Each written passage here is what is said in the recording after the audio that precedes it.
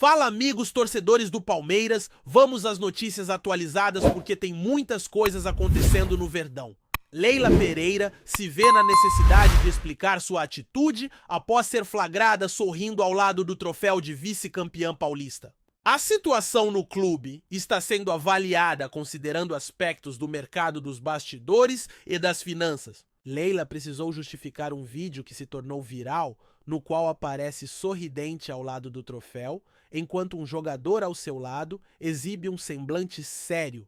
Leila afirmou achar intolerável a postura de alguns torcedores que se esforçam para demonstrar uma palmeirense mais fervorosa que os demais, ressaltando que sua dedicação ao Palmeiras se manifesta por meio de responsabilidade e no cumprimento de suas obrigações com a equipe. Ela reforçou que tem respeito pelo clube e não o individa, questionando se um sorriso ao lado de um troféu realmente pode ser considerado um insulto, enquanto outros podem estar agindo de forma mais irresponsável.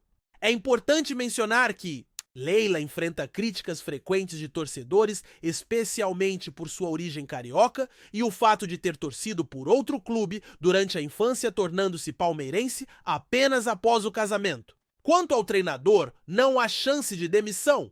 O Palmeiras pode encerrar a temporada sem conquistar títulos, mas isso não resultará na saída do técnico. A relação com o clube está desgastada, especialmente desde o ano de 2020, quando ele começou a exigir resultados. A insatisfação entre os torcedores é perceptível e uma torcida organizada chegou a emitir um comunicado criticando tanto o técnico quanto a presidente. Esse comunicado ressalta a trajetória do treinador que iniciou sua carreira buscando espaço e conquistou títulos, mas lembra que nenhum técnico é maior que a história do clube. A função dele é treinar a equipe, restaurar o ambiente e trazer de volta a mentalidade de vitória sem precisar ensinar a torcida sobre como apoiar. O comunicado também menciona que o descontrole à beira do campo prejudica o desempenho do time e que o técnico deve se concentrar em exigir performances de quem precisa, sem proteger a presidente, pois o sucesso no futebol é alcançado com estratégia. O treinador já havia assinado um pré-contrato e decidiu reverter a situação, afetando financeiramente o clube. Se não estiver satisfeito, seria mais sensato que solicitasse sua saída, já que seus ganhos são consideravelmente vantajosos em comparação ao mercado brasileiro. A crítica apresentada no comunicado foi redigida de forma clara e pertinente, refletindo o descontentamento com a atual situação do clube. Durante uma coletiva, o técnico criticou torcedores de outro clube que comemoravam enquanto os palmeirenses enfrentavam dificuldades. A questão da dívida também foi abordada em outra ocasião, acrescentando mais um elemento à análise do desempenho do treinador e sua relação com o clube.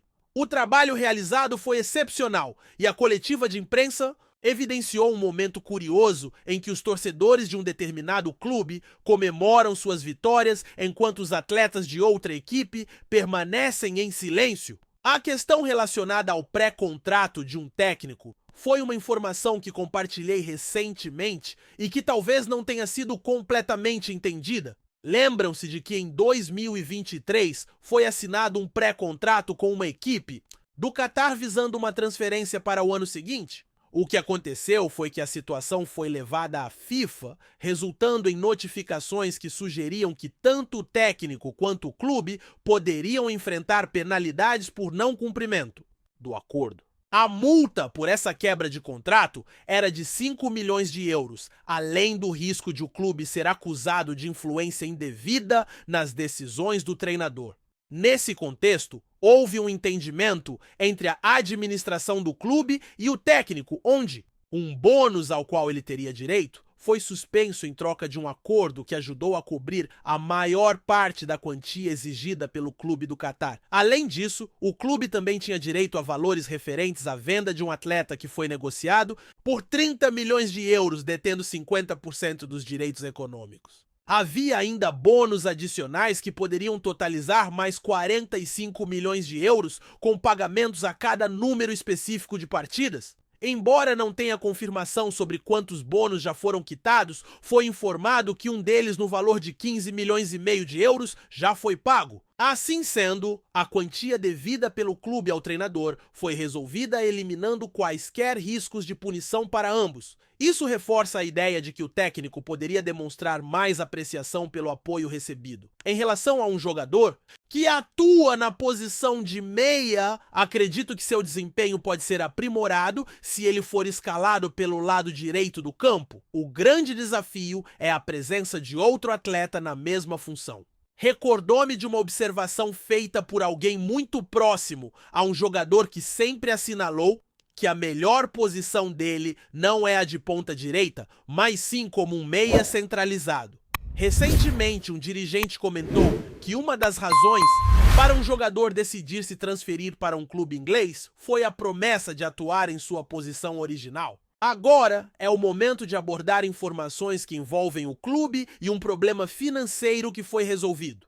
A situação relacionada ao pré-contrato é de conhecimento geral e o valor estipulado para a rescisão desse contrato é considerável. Essa quantia representa um impacto significativo nas finanças. O problema não envolvia apenas a sanção financeira, mas também outras possíveis penalizações. A presidente do clube tomou a iniciativa de resolver essa pendência, decidindo unir um bônus ao qual o treinador teria direito com os valores referentes à negociação de um jogador. Dessa forma, ambos não enfrentam mais essa situação complexa. A verdade é que a diretora conseguiu solucionar um impasse que poderia ter causado um grande prejuízo. Para relembrar, um jogador vendido teve um início de carreira difícil no novo clube, mas vem se mostrando produtivo em sua segunda temporada. A negociação foi realizada por um montante significativo, com bônus a cada determinado número de partidas, cujo valor específico não foi divulgado. Ao invés de receber o montante diretamente, essa quantia foi utilizada para resolver a situação do treinador, o que, em minha opinião, justifica uma demonstração de gratidão por parte dele. O atleta tem direito a um bônus de 15 milhões de euros e já atuou em 2 dezenas de jogos. Com o passar do tempo, esse valor pode se ampliar. Em vez de receber essa quantia, a equipe decidiu empregar esse montante para lidar com a situação do treinador. Por conta disso, seria relevante que o treinador expressasse um pouco mais de agradecimento nas entrevistas coletivas, visto que ele tem sido bastante assertivo e, em algumas circunstâncias, até ultrapassado os limites em relação à instituição. Dessa forma, seguimos com o nosso panorama das notícias do futebol nacional, com foco na equipe. Avançando, prosseguimos com nossa análise. Antes de prosseguirmos, te pedimos que deixe seu like e já se inscreva no canal para não perder nenhuma novidade exclusiva do Palmeiras. Continuando. A especulação sobre o futuro de Patrick de Paula tomou conta das redes sociais e dos bastidores do futebol nos últimos meses, gerando grande expectativa entre torcedores e jornalistas. Mas o que parecia uma simples negociação se transformou em um dos maiores movimentos do futebol brasileiro em 2024. O volante de 24 anos, até então no Palmeiras, foi finalmente anunciado como novo reforço do Botafogo, em uma transação que promete mexer com o mercado.